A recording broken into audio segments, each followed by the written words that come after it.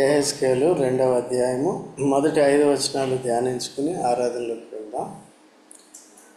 నరపుత్రుడా, నీవు చక్కగా నిలవబడుము, నేను నీతో మాట్లాడవలెను అని ఆయన నాతో మాట్లాడినప్పుడు ఆత్మ నాలోనికి వచ్చి నన్ను నిలవబెట్టెను.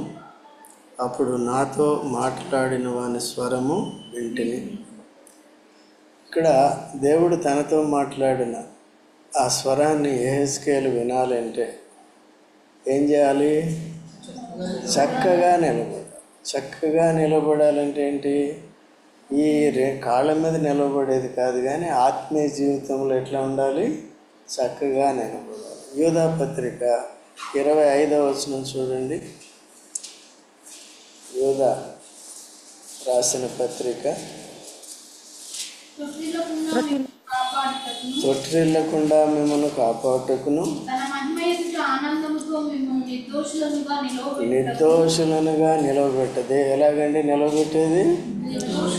దేవుని ఎదుట ఎలా ఉండాలి? నిర్దోషులుగా ఉండేవారు చక్కగా నిలవబడతారు. దోషులైన వారు తల ఉంచుకోవాలి కదా. ఎక్కడైనా సరే లోకంలో దొంగ పట్టుబడితే ఏం చేస్తాడండి?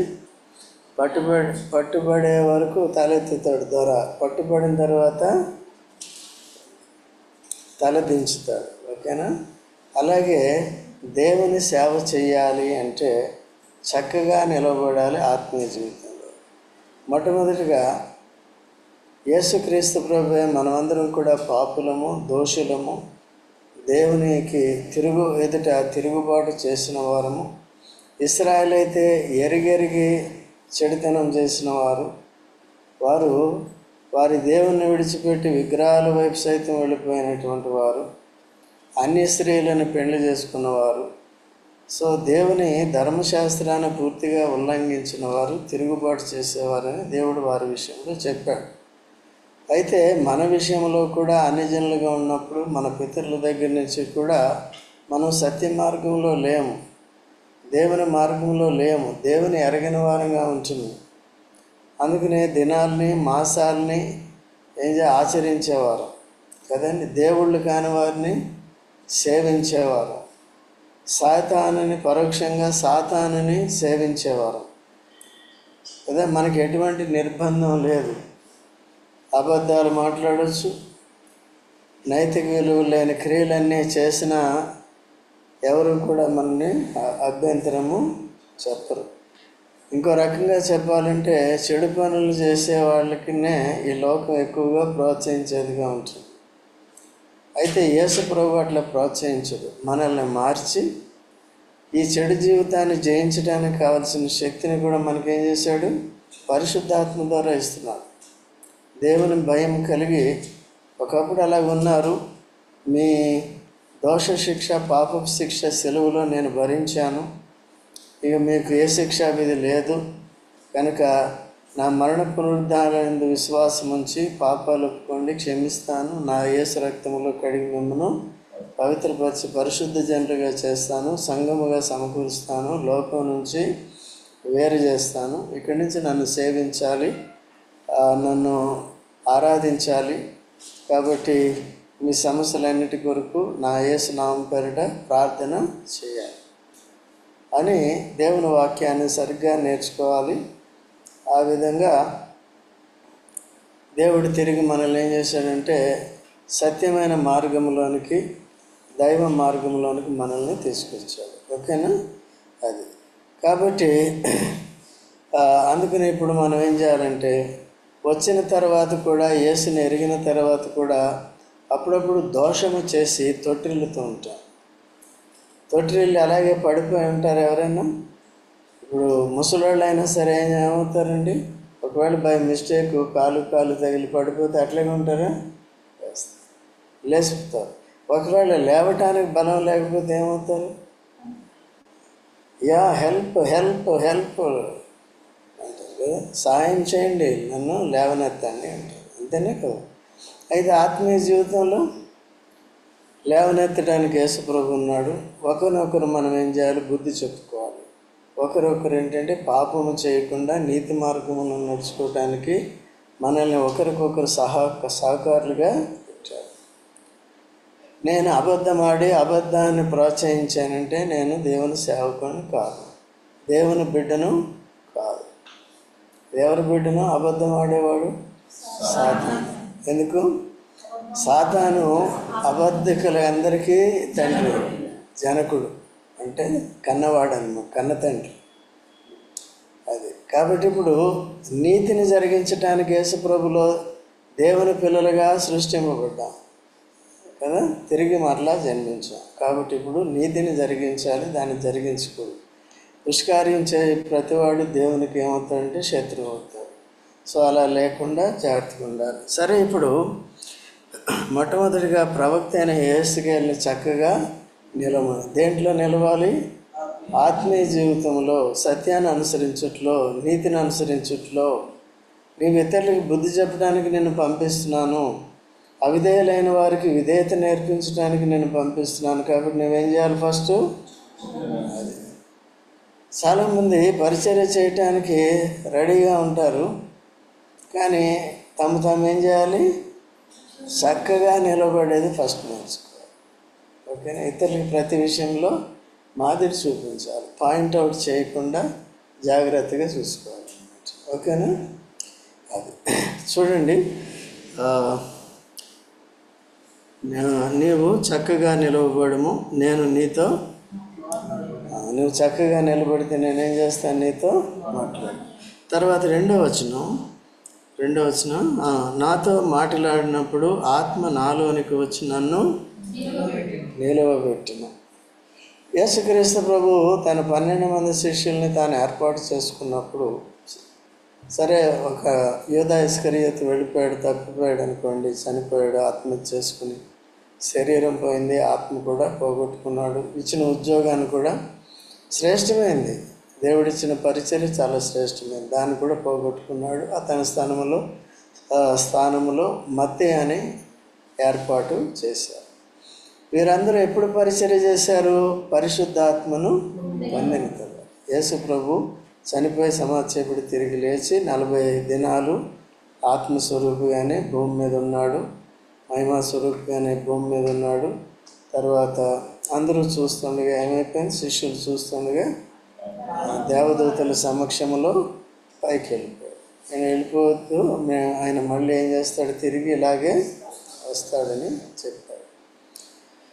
యోహాను సువార్త 14వ అధ్యాయంలో కూడా ఉంటుంది. 2వ వచనంలో, నేను మీకు స్థలం సిద్ధపరచ వెళ్ళుచున్నాను, వెళ్ళి స్థలం సిద్ధపరిచి ఏం చేస్తాను? మరలా వస్తాను కదా. అంటే ఎందుకు ఇంత ఆలస్యం చేస్తున్నాడంటే, ఇప్పుడు నేను నమ్ముకున్న వెంటనే నా కొరకు ఏం చేస్తున్నాడు? అక్కడ స్థలాన్ని సిద్ధపరుస్తాడు. ఇంకొకళ్ళు నమ్ముకున్న వెంటనే ఏం చేస్తున్నాడు? అట్లా ఎంతమంది నమ్ముకుంటే వాళ్ళందరి కొరకు స్థలాన్ని సిద్ధపరుస్తాడు. అక్కడ పూర్తిగా స్థలం కంప్లీట్ అయిపోయిన తర్వాత ఏమవుతుంది? వచ్చి మనల్ని అందరినీ తీసుకెళ్తాడు. ఓకేనా? ఎందుకు తీసుకెళ్తాడు? తానుండే స్థలంలో మనం కూడా. ఎంత మంచిది ప్రభువు కదా దేవుడు, యేసుక్రీస్తు ప్రభు. తాను ఎక్కడుంటాడండి? ఉన్నతమైన లోకంలో ఉంటాడు. ఆయన మహిమ లోకంలో ఉంటాడు, నిశ్చలమైన దేశంలో ఉంటాడు. ఇక్కడేముంది? ఇప్పుడు వర్షాకాలం కూడా ఎండ వస్తుంది, ఎండాకాలం కూడా తుఫాన్లు వస్తాయి, భూకంపాలు వస్తాయి. ఏం బాబు? భూకంపాలు వస్తాయి, నిద్ర వస్తాయి, ఇవన్నీ వస్తాయి. పరలోకానికి వెళ్ళిన తర్వాత ఏముండదు చెప్పు? నిద్ర ఉండదు, ఏడుపు ఉండదు, చదువు ఉండదు, సంజయ్ ఉండదు. అది ఏదైనా ఉంటే ఎక్కడుంది? ఇక్కడే. కానీ శరీరం బలహీనం. అందుకని ఏం చేశాడు? ఆత్మనిచ్చి ఏం చేస్తున్నాడు? బలపరుస్తున్నాడు. నేను మటన్ తిని బలంగా ఉంటానంటే కాదు, ఏదో తిని ఈ తినదాన్ని ఆశీర్వదించి ప్రభు శక్తిని అంటే ఇస్తాడు. తన శక్తిని కలిపినప్పుడు మన శరీరంలో ఏముంటుంది? ఆ శక్తితో దేవుని సేవ చేయటానికి ఇష్టపడాలి. ఓకే, దేవుని మాటలు నేర్చుకుని దేవుని కొరకు కూడా కొద్ది గొప్ప ఏం చేయాలి? కష్టపడాలి, ప్రయాసపడాలి. ఓకేనా? క్రమశిక్షణ కూడా కలిగి ఉండాలి, నేర్చుకోవాలి, క్రమక్రమంగా నెరవేర్చుకోవాలి. మా సుధారాన్ని కరెక్ట్గా 6 గంటల తర్వాత వస్తుంది. వాళ్ళ అమ్మ అయితే మదర్ అయితే ఎప్పుడు వస్తారు? ఆమె కూడా అప్పుడప్పుడు లేట్ అవుతుంది, వెళ్ళే లాగుతూ ఉంటారు అనుకుంటా. అదే కాబట్టి అదే అవసరం అన్నప్పుడు గంట ముందు వచ్చేస్తుంది. అట్లా లేకుండా నెమ్మదిగా ఏం నేర్చుకోవాలి? క్రమశిక్షణ నేర్చుకోవాలి. ఇతరులు నిన్ను చూసి ఇంకో ఏమవుతారు? అట్లే వస్తుంది. అయితే విలువైన కారణం ఉంటే పర్వాలేదు. అయితే సామాన్యంగా మనం ఏం చేయాలి? ముందుగానే ఇప్పుడు విజయలక్ష్మి ప్రగతి నగర్ నుంచి వచ్చింది, ఓకేనా? తొందరపడి ఎట్లా వస్తారు. కాబట్టి అందరూ కూడా ఏం చేయాలి? మనం అందరం కూడా సిద్ధపడి. ఇప్పుడు మీ అందరికంటే యంగెస్ట్ మ్యాన్ ఎవరు? నేను. ఎన్ని గంటలకు వస్తున్నాను? వచ్చి ముందంతా రెడీ అవుతాను, ఓకే? కాబట్టి ఎంత గొప్పతనం కొరకు కాదు, కానీ మనం ఒకరికొకరు ఏం చేయాలి? అదే చూసుకోవాలి. చక్కగా నిలబడేది నేర్చుకోవాలి. దానికి మనకి ఏ శక్తి కావాలి? ఆత్మశక్తి కావాలి. ఆ తర్వాత 3వ వచనం చదవండి త్వరగా. ఇట్లా నేను నా మీద తిరుగుబాటు చేసిన జనుల యొద్దకు, ఇశ్రాయేలీయుల యొద్దకు నిన్ను పంపుచున్నాను. వారును వారి పితరులను నేటి వరకు నా మీద తిరుగుబాటు చేసిన వారు. ఇప్పుడు తాను చేయవలసిన పని ఏంటో తనకి నియమిస్తున్నాడు. దాన్ని కమిషన్ చేస్తున్నాడు, అంటే అపాయింట్ చేస్తున్నాడు. దేని కొరకు? మొట్టమొదటిగా చక్కగా నిలబెట్టాడు, తన ఆత్మనిచ్చాడు ఆత్మశక్తి చేత. రెండోది ఏం చేస్తున్నాడండి? ఇప్పుడు ఎవరి దగ్గరికి పంపిస్తున్నానంట? తిరుగుబాటు చేసేవాడు కదా. ఎవరైనా కొడతాడు, తిడతాడు, సరిగా చూసుకోడండి పెళ్లి చేసుకుంటారు. ఎవరైనా తిడతాడు. నేనేదో న్యూస్లో ఏదో దీంట్లో చూశాను, భర్త తనని కొట్టట్లేదని విడాకులు ఇస్తుందండి. విడాకులు ఇమ్మని కోర్టుకి, లాయర్ దగ్గరికి, కోర్టుకు పోయిందంట. ఎందుకమ్మా విడాకులు? నా భర్త నన్ను కొట్టట్లేదు. అది రియల్ అనుకుంటాం, మరి దాంట్లో వచ్చింది, న్యూస్లో వచ్చింది. అర్థమైందండి? కొట్టే భర్తలు కొట్టాలా? ఒక దెబ్బ వేసామంటే 4 దెబ్బలు వేస్తుంది. అలాంటి మనుషులే అట్లా అంటారు. అర్థమైందా? కాబట్టి ఏం చేయాలండి? సరే, వాటి జోలికి మనం పోకూడదు. ఎట్లా ఉండాలి మనం? ఎక్కడ పొమ్మంటున్నాడు? తట్టుకోలేము. తిట్టే అత్త దగ్గర కోడలుగా ఉండలేం. తర్వాత అవిధేయులని కోడల దగ్గర ఉండమంటే ఉండలేం. కాబట్టి ఈ మానవ బంధాల్లోనే అవిధేయులు, కఠినంగా ఉండేవారితో ఉండాలంటే మనకి కష్టం. ఇప్పుడు ఏంటంటే ఒకళ్ళు కాదు, ఇద్దరు కాదు, లక్షలాది మంది అయిన ఇశ్రాయేలు తిరుగుబాటు చేసే ఇశ్రాయేలు దగ్గరికి నేను పంపుతున్నాను. ఎట్లా వెళ్తాడండి? ఇప్పుడు ఎవరైనా వెళ్ళగలరా? ఈయన వెళ్ళగలుగుతున్నాడు? ఈయన యెహెజ్కేలు ఎందుకంటే చక్కగా నిలబడ్డాడు, పరిశుద్ధాత్మను పొందాడు. ఇవన్నీ చేయాలంటే ఏముండాలి? పరిశుద్ధత ఉండాలి. అప్పుడు దేవుడు తోడుగా ఉంటాడు. పరిశుద్ధాత్మను పెట్టి పరిశుద్ధాత్మ శక్తితో చేస్తాడు. తర్వాత చూద్దాం ఇంకేమేమి జరిగిందో. అర్థమవుతుందా? మనం కూడా, నేను యెహెజ్కేలు వంటి ప్రవక్తని కాదు, అంత పరిచర్య కాదు. ప్రతి వారిని కూడా మనల్ని ఏర్పరచుకుని మనల్ని ఏం చేశాడు? నియమించాడు. మందిరంలోనికి రావాలి, అక్కడ పరిచర్య చేయాలి. తర్వాత బయటికి వెళ్ళి సువార్త చెప్పినప్పుడు ఎవరి దగ్గరికి వెళ్తున్నాం మనం? అవిధేయులైన వారి దగ్గరికి వెళ్తున్నాం, తిట్టేవారి దగ్గరికి వెళ్తున్నాం. ఎందుకొరకు వెళ్తున్నాం? వారికి దేవుని మాటలు చెప్పి వారికి నరకం నుంచి వారు రక్షణ పొందాలని ఉద్దేశంతో వెళ్తున్నాం. అయితే వారు ఏం చేస్తున్నారు? తిరుగుబాటు చేయవారు కనుక మన మాట వారు అందుకనే విన్నా సరే వినకపోయినా సరే ఎక్కడికి వెళ్ళాలి మనం? దేవుడు అట్లా నియమిస్తాడు. ఎప్పుడు కూడా సులభమైన దానిట్లో పెట్టాడు. అప్పుడు ఇంక దేవుని శక్తి ఎలా తెలుస్తుంది మనకి? అర్థమవుతుందా? అందుకనే ఇశ్రాయేలీయులను ఐగుప్తులో పెట్టాడు. ఈ లోకరీతిగా చూస్తే ఫరో రాజు కనుక ఆయనకి లోకరీతిగా అధికారం ఉంది. ఇశ్రాయేలు ప్రజల్ని ఎలాగైనా హింసించవచ్చు, ఏదైనా చేసుకోవచ్చు. ఆ బలవంతుడైన రాజు చేతిలో నుండి తన ప్రజలైన ఇశ్రాయేల్ని విడిపించాలి అంటే దేవునికి వీలవుతుందా లేదా, చేతనవుతుందా లేదా కదా. అందుకనే ఫరోకి నా బలాన్ని చూపించే నిమిత్తము తనని కఠినపరిచాను అంటాడు. ఎన్నిసార్లు కఠినపరిచాడు కదా. తగ్గించుకోవడం, మళ్ళీ కఠినపరచడం, వేయటం దెబ్బ, అట్లా పూర్తిగా అంత నాశనం అయిపోయింది ఐగుప్తు. అట్లా ఎవరిని వాడుకున్నాడు అప్పుడు? మోషే బలహీనలను వాడుకున్నాడు. మానవ మాతృలు ఏం చేశాడు? వాడుకున్నాడు. ఇప్పుడు ఫరో ఎక్కువ, మోషే ఎక్కువ? మోషే బలవంతుడు. మోషే బలం ఎవరు? దేవుడు. దేవునికి అసాధ్యమైనది ఉందా? దేవుని ఎవరైనా జయించగలరా? దేవునికి ఉన్న జ్ఞానం ఎవరికైనా ఉందా? కాబట్టి అలా ఇప్పుడు కూడా దేవుని సేవలో మనం అటువంటి ధైర్యం కలిగి ఉండాలి. చక్కగా ఆత్మీయ జీవితంలో నిలబడేది నేర్చుకోవాలి. అనుదినము కూడా అభ్యాసం అనేది చేయాలి. ఓకేనా? మేము అందుకనే మీరు సరే మిమ్మల్ని క్షమిస్తూనే పొరపాట్లు చేసినప్పుడు, ఆలస్యంగా వచ్చిన ఏది చేసినా సరే నెక్స్ట్ టైం జాగ్రత్తగా ఉండండి. నేను ఏం చేస్తున్నావు అప్పటికప్పుడు అది మనసులో పెట్టుకోకుండా అప్పటికప్పుడు చెప్తున్నాం లేదా అది చేసుకుని దేని కొరకు ఇది చక్కగా నిలబడాలి. అప్పుడే మనలో ఆత్మగా పరిశుద్ధాత్మ మన ద్వారా కార్యం జరిగిస్తాడు. ఇప్పుడు 3వ వచనం చదివాము.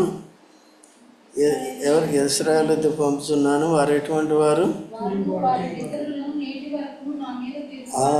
వారు వారి పితరుల దగ్గర నుంచి కూడా కొంతమంది విధేయత చూపించారు. పితరులు అనేక మంది కూడా ఏం చేశారు? తిరుగుబాటు చేశారు కదా. ఇప్పుడు మనం తిరుగుబాటు చేయాలా, లోబడాలా? అయితే మనకి తెలియని తిరుగుబాటు మనం చేస్తూ ఉంటాం కదా.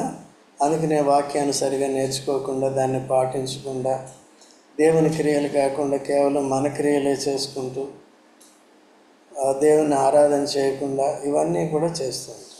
అయితే సంఘానికి వచ్చినప్పుడు ఇక్కడ మీకు తెలియజేయబడుతుంది. మీరేం చేయాలో, మనం ఏం చేయాలో ఇక్కడంతా కూడా తెలియజేయబడుతుంది.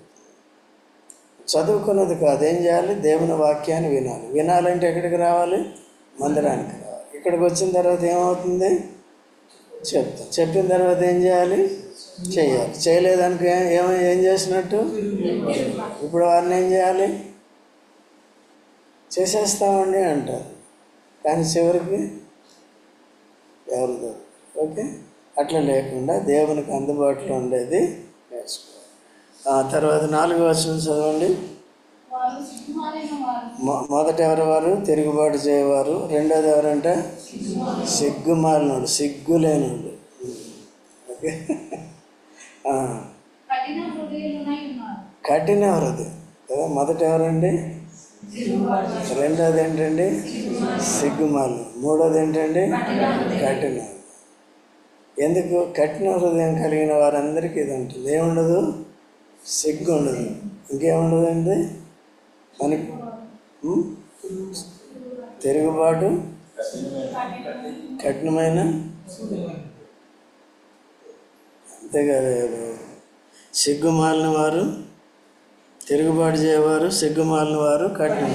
ఎన్ని ఉన్నాయి? ఏంటవి? అంతేనా సుధారాణి? ఎన్ని ఉన్నాయి కదా. ఏం చేయాలి? యేసుప్రభు సరిగ్గా నమ్ముకోవాలి, మారుమనసు పొందాలి, ఆసక్తి చూపించాలి, బాప్తిసం కూడా తీసుకోవాలి. లేకపోతే ఏం చేసినట్టు? కఠినం. ఓకేనా? కాబట్టి కఠిన హృదయం కలిగిన వారికి వారు దేవుడు అయినప్పటికీ మానవ మాత్రం అని కనికరించి మనం అడిగినప్పుడల్లా ఏదో చేస్తున్నాడు. ఇంకా దాన్ని టేక్ ఇట్ ఫర్ గ్రాంటెడ్గా తీసుకోకు. సో నేను ఇలాగ ఉన్నప్పటికీ కూడా దేవుడు నాకు సహాయం చేస్తున్నాడు కదా అనేది తీసుకోకూడదు. ఓకేనా? అది దేవునికి ఆగ్రహాన్ని తీసుకురాకూడదు. దేవుని సహనాన్ని మనం పరీక్షించుకోవాలి. ఏం చేయాలి? మనం లోపడేది నేర్చుకోవాలి. సరే, ఆ విషయంలో కాకుండా ఇంకా ఈవెన్ మనం కూడా ఎక్కడెక్కడ సరి చేసుకోవాలో, ఏ విషయాల్లో వీటన్నిటిలో కూడా సరి చేసుకోవాలి. సరి చేసుకోకపోతే ఎవరండి వాళ్ళు? అవిధేయులు, సిగ్గుమాలిన వారు, కఠిన హృదయం. ఓకేనా? తర్వాత వారి యొద్దకు నేను నిన్ను పంపుచు వారి యొద్దకు పంపిస్తున్నానండి, నీకు అనుకూలంగా ఉన్న వారి దగ్గరికి. మనం అయితే ఏం చేస్తాం? అబ్బో అయితే నేను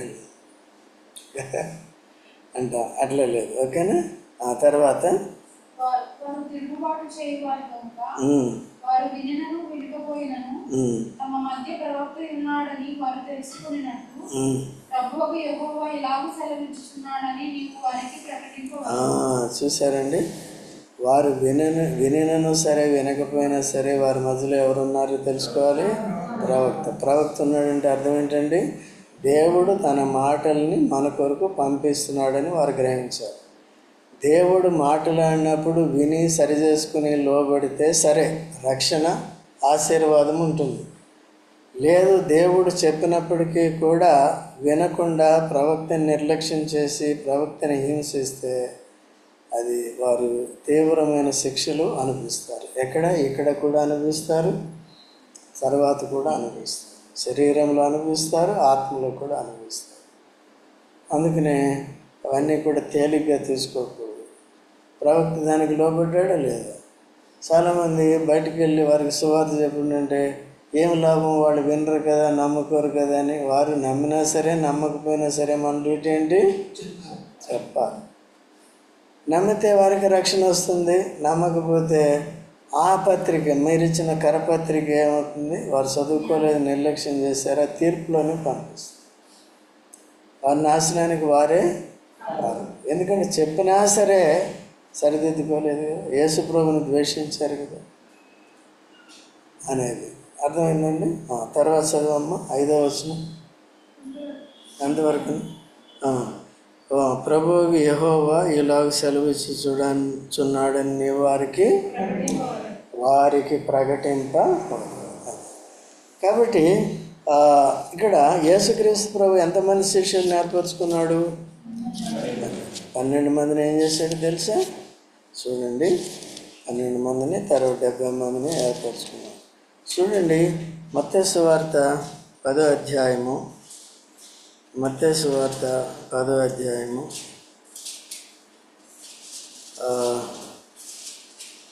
6వ వచనం చదవమ్మా, లేక 5 నుండి చదవండి. నెమ్మది సృజన చదవమ్మా. యేసు ఆ 12 మందిని పంపుచు వారిని చూచి వారికి ఆజ్ఞాపించినదేమనగా, మీరు అన్యజనుల దారిలోనికి వెళ్ళకుడి, సమరయుల ఏ పట్టణంలోనైనా ప్రవేశింపకుడి గాని ఇశ్రాయేలు వంశంలోని నశించిన గొర్రెల యొద్దకే వెళ్ళుడి. ఎక్కడికి పంపుతున్నాడు అండి వీళ్ళని? మొట్టమొదటిగా ఇశ్రాయేలు దగ్గరికే, నశించిన గొర్రెల దగ్గరికే పంపిస్తున్నాడు. ఎంతమందిని పంపాడు? 12 మందిని పంపిస్తున్నాడు. తర్వాత వారిని అపాయింట్ చేశాడు, వారిని కమిషన్ చేశాడు దేవుడు. యేసు ప్రభు ఏది చెప్తే అదే చేయాలి. ఇశ్రాయేలు దగ్గరికి వెళ్ళమంటే అక్కడికే వెళ్ళి. అయితే మనమైతే ఏం చేస్తాం? నేను అమీర్పేట ఎక్కడికి వెళ్తాను. ఆ యోనా అయితే ఏం చేస్తాడు? నినవేకు బొమ్మంటే తరిశేసి ఉంటాడు, తూర్పుకు బొమ్మంటే పడమట. ఇది దేవుని సేవ. అర్థమైందండి? మీరందరూ స్మరణకి వెళ్ళి దేవుని సేవ చేయండి అంటే, లేదు నేను ఎక్కడికి వెళ్తాను, అక్కడికి జనం ఎక్కువ, ఎవరు చూడరు. అదే కానీ అక్కడికి వెళ్ళినా స్మరణలో జరిగే సేవ అటువంటి చేస్తున్నావు వ్యక్తిగతంగా. కానీ చాలామంది ఏం చేస్తున్నారు ఈనాడు? క్రైస్తవులు వింటారు కానీ చేయరు. కానీ చాలా బాగా చెప్తారండి వాక్యం. అసలు బేసిక్సే లేవు కదా నీకు. రక్షణ అంటే ఏంటో తెలియదు, పాపం అంటే ఏంటో తెలియదు, విశ్వాసం అంటే ఏంటో తెలియదు, బాప్తిజం అంటే ఏంటో తెలియదు, సంఘం అంటే ఏంటో తెలియదు. ఇవన్నీ క్రమంగా నేర్చుకోవాలి.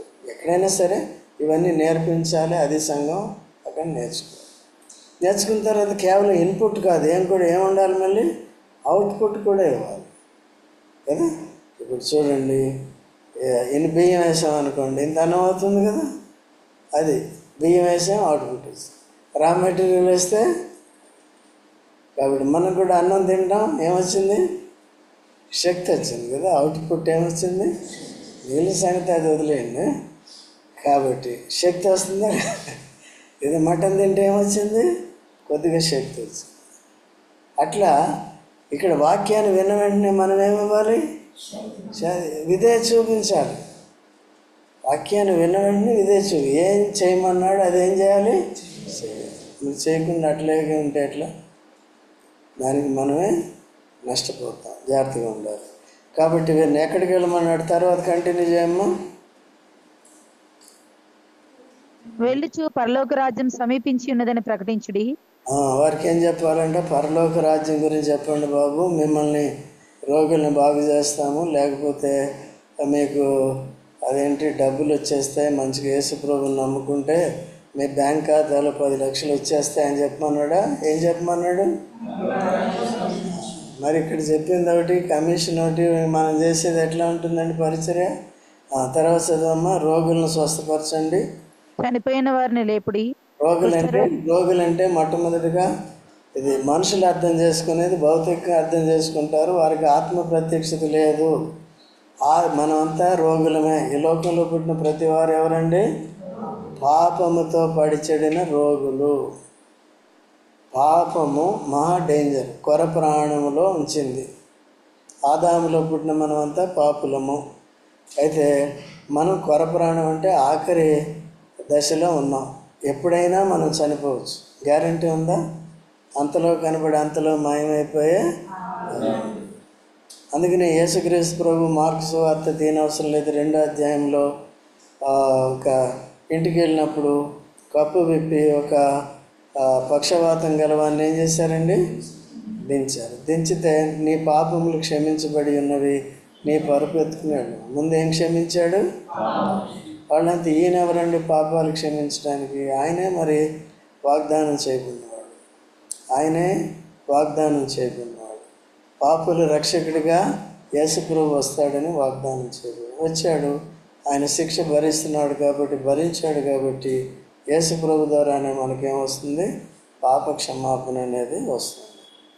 కాబట్టి రోగులను స్వస్థపరచుడి, చనిపోయిన వారిని తిరిగి లేపడం అండి. అది ఒకళ్ళు నన్ను అట్లాగే పిలిచారు, ఇప్పుడు కాదు కొన్ని సంవత్సరం. చనిపోయాడండి, పాస్టర్ గారు వచ్చి రండి లాజర్ని లేపినట్టు కొద్దిగా లేకుండా అన్నారు. ఇది శరీరంలో కాదు, పాపములతో అపరాధములతో చచ్చిన మనం ఏం కావాలి? ఆత్మను బ్రతికించాలి. పాపములతో అపరాధములతో చచ్చిన మనల్ని దేవుడు యేసుప్రభు ఏం చేశాడు? ఆత్మను ఆత్మకు నిత్య జీవం ఉంది, కానీ శరీరానికి ఉందా? అప్పుడేదో లాజర్ని ఊరికే ఎగ్జాంపుల్గా లేపాడు. అది కూడా మనం శరీరానికి ఆపాదించకూడదు, కానీ ఆత్మ జీవితానికి ఆపాదించాలి. ఇప్పుడు మనం క్రీస్తులో ఉన్నాం కాబట్టి చనిపోయిన మనకేం లేదండి, నరకం అనేది లేదు. ఆత్మ ఎక్కడికి? నిత్య జీవంలోనికి వెళ్ళిపోతుంది. కాబట్టి ఇంకేముంది? దయ్యములను వెళ్ళగొట్టుడి. దయ్యము అంతకుముందు దయ్యము మనలో ఉండేది. యేసుప్రభు నమ్ముకున్నప్పుడు దయ్యంకి అధికారం నుంచి పోయాము. ఇప్పుడు పరిశుద్ధాత్మ మనలో ఉన్నాడు. పరిశుద్ధాత్మను కలిగిన మనము ఎవరిలో అయితే ఇంకా దయ్యాలు ఉంటున్నాయో వారిని ఏం చేయాలి? మనం విడిపించే శక్తి కలిగి. ఓకేనండి? అది దయ్యాలని వెళ్ళగొట్టాలి. తర్వాత ఉచితంగా పొందిద్దరి ప్రార్థన చేశారండి. ఇదిగో రండి బిర్యానీ తినండి, అవసరం లేదు. ప్రార్థన చేశారు, ఏం చేయండి? బిర్యానీ తినండి. అది ఎప్పుడన్నా పెట్టుకోవచ్చు, కానీ ప్రార్థన చేసినందుకు జీతం ఏమైనా అవసరం లేదు. ఓకే, పాత నిబంధనలు అట్లా ఉండేది, సో దానికి ఏమీ అవసరం లేదు. ఓకేనండి? దేవుడు నియమించింది వాక్యానుసారంగా అది చేసుకుంటే సరిపోతుంది, కానీ లేకపోతే కృతజ్ఞతగా మనం ఏదైనా చేయొచ్చు, అందరికీ కూడా చేయొచ్చు. భోజనం పెట్టడం కానీ ఏదైనా చేయాలి, అకేషనల్గా ఎప్పుడైనా చేసుకోవచ్చు. ఓకేనా? కాబట్టి ప్రార్థన చేశారు కాబట్టి వాళ్ళకి ఏదోటి చేయాలి, ఏదోటి ఇవ్వాలని పెట్టుకోవద్దని చెప్తాను. అంతకంటే ఏం లేదు. చేస్తే ఏమవుతుందండి? అది సరైన పద్ధతి. మీరు ఉచితంగా పొందితే, లేకపోతే ఇది బిజినెస్ అయిపోతుంది. ఇది అట్లా చేయకూడదు. దేవుని వరాన్ని ద్రవ్యానికి అమ్ముకో. అట్లాగా గారడీ సీమోను కూడా అట్లా చేస్తే పేతురు ఏమన్నాడు? చూడండి, అపోస్తుల కార్యములు 8వ అధ్యాయము, అపోస్తల కార్యములు 8వ అధ్యాయం. రిఫరెన్స్ చేస్తారు 19వ వచనం చదవండి. వారి ఎదుట ద్రవ్యం పెట్టి నేను ఎవరి మీద చేతులుంచుదునో వాడు పరిశుద్ధాత్మను పొందినట్లు ఈ అధికారం నాకు ఇవ్వడని అడిగాను. అందుకు పేతురు, నీవు ద్రవ్యం ఇచ్చి దేవుని వరము సంపాదించుకుందునని తలంచుకున్నందున నీ వెండి నీతోనే నశించును కాక. నీ వెండి నీతో కూడా నశించును. మీరు పరిశుద్ధాత్మ శక్తితో దెయ్యాలను వెళ్ళగొడుతున్నారు, అటువంటి అధికారం నేను కూడా పొందినట్లు, పరిశుద్ధాత్మను పొందినట్లు నా కొరకు డబ్బులు ఇచ్చి ఏం చేస్తున్నాడు? వరాన్ని కొనుక్కోవాలని చూస్తున్నాడు. డబ్బులు నీ ద్రవ్యం నీతో కూడా నశించింది. ఒకవేళ ప్రభు నిన్ను క్షమిస్తాడేమో, పశ్చాత్తాప వేడుకో, ఇది చేసిన తప్పుకి. అంత తప్పు చేస్తామండి మనం, తెలియదు. మనం ఇది తెలియదు చేస్తున్నారని వదిలేస్తాము. మీకు చెప్తే అర్థం కాదు కదా, ఎప్పుడు అర్థమవుతుంది? మెచ్యూరిటీ రావాలి. ఓకే, ఆ గ్రహింపు వచ్చి జాగ్రత్తగా దాన్ని పెట్టాలి. అంతేనా? కరెక్ట్ చెప్పాను జాయ్? కాబట్టి ఎంతవరకు వచ్చింది? ఆ తర్వాత ఉచితముగా పొందేది ఉచితముగా. తర్వాత చూడండి, ఈ సంచులలో బంగారమునైనను వెండినైనను రాగినైనను ప్రయాణము కొరకు జాలినైనను 2 అంగీలనైనను చెప్పులనైనను చేతికరనైనను సిద్ధపరచుకొనుడి. పనివాడు తన ఆహారమునకు పాత్రలు వాడా. మరియు మీరు ఏ పట్టణంలోనైనను గ్రామంలోనైనను ప్రవేశించినప్పుడు అందులో ఎవడు యోగ్యుడో విచారణ చేసి అక్కడ నుండి వెళ్ళు వరకు అతని ఇంటనే బస చేయండి. 16వ వచనం చదవమ్మా. ఇదిగో తోడేళ్ల మధ్యకు గొర్రెలను పంపినట్లు నేను మిమ్మల్ని పంపుచున్నాను కనుక పాముల వలె వివేకులను పావురముల వలె నిష్కపటులనై ఉండు. ఎవరి దగ్గరికి పంపిస్తున్నానండి? ఎవరి తోడేళ్ళు? ఇశ్రాయేల్. ఎవరు ఇశ్రాయేల్? ఎటువంటి వారంట? తిరుగుబాటు చేసేవారు, సిగ్గుమాలిన వాళ్ళు, కఠిన హృదయం. వాడు దేవుని మాటలను కూడా ఏం చేస్తారండి? ధిక్కరిస్తారు, లోబడు. మరి వారి వంటి వారమా, మనం మార్పు చెందిన వారమా? అని మార్పు చెందిన వారు కాబట్టి ఏం చేయాలి? విధేయత చూపించాలి. ఓకేనా? విధేయత చూపించాలి. కాబట్టి ఆఖరిగా చూడండి, వారు మార్కు సువార్త 16 మార్కు సువార్త 16 త్వరగా చదవండి. 15 కూడా చదవము. ఎక్కడికి వెళ్ళమన్నాడండి ఇప్పుడు? ఎంత ప్రయాసం అండి! ఏమి ఫ్లైట్లు లేవు, అప్పుడు ఏమీ లేవు కదా. సర్వలోకానికి వెళ్ళి ఆ 12 మంది ఏం చేయాలంట? సర్వ సృష్టికి, అన్ని జాతుల వారికి. అటు యూదులని లేదు అని. మొదట ఎవరి దగ్గరికి వెళ్ళమన్నాడు? వాళ్ళు ఎటువంటి వారంట? తోడు. కాబట్టి వాళ్ళు నిరాకరిస్తున్నారు. కాబట్టి ఎక్కడికి వెళ్ళండి ఇప్పుడు? సర్వలోకానికి వెళ్ళి యేసు ప్రభు మీ పాపాల గురించి చనిపోయి తిరిగి లేచినాడని నమ్మండి. నమ్మి బాప్తిజం పొందినవాడు ఉట్టి నమ్మితే కాదు, ఏం చేయాలంటే రెండోది అది బాహాటంగా నమ్మటం అనేది ఇంటర్నల్ టెస్ట్. ఇంటర్నల్గా అది నాకు కనపడదు, నా విశ్వాసం నీకు కనపడుతుందా? అది బాప్తిజంలో సాక్ష్యం ఇచ్చినప్పుడు సంఘం ఎదుట అది కనపడుతుంది. వీళ్ళు కూడా ఏం చేశారు? నమ్మారు. యేసు ప్రభు దాన్ని నియమించారు. ఎందుకు తీసుకోవాలనేది దాంట్లో అనేకమైన అర్థాలు ఉన్నాయి. అవన్నీ కూడా తీసుకునే వారికి చెప్తాం. ఓకేనా? కాబట్టి సర్వలోకానికి వెళ్ళి సర్వ సృష్టికి ఏం ప్రకటించాలి? వారు తిట్టినా కొట్టినా ఏం చేసినా ఏం చేయాలండి? ఇది. సో కాబట్టి మనము యెహెజ్కేలు లాగా ఉండాలి అంటే ఏం చేయాలి? చక్కగా నిలబడాలి. ఆత్మీయ జీవితంలో తొట్టిల్లకుండా కాపాటుకు తన మహిమ ఎదుట నిర్దోషులుగా నిలబెట్టుకు శక్తిమంతుడైన యేసు ప్రభు లేకపోతే మన ఆత్మీయ జీవితంలో నిలబడలేము. యేసు ప్రభు ద్వారా పరిశుద్ధాత్మను పొందినాము. పరిశుద్ధాత్మ శక్తి ద్వారా దేవుని క్రియలు ఏదైతే చెప్పాడో అది చేయగలుగుతాము.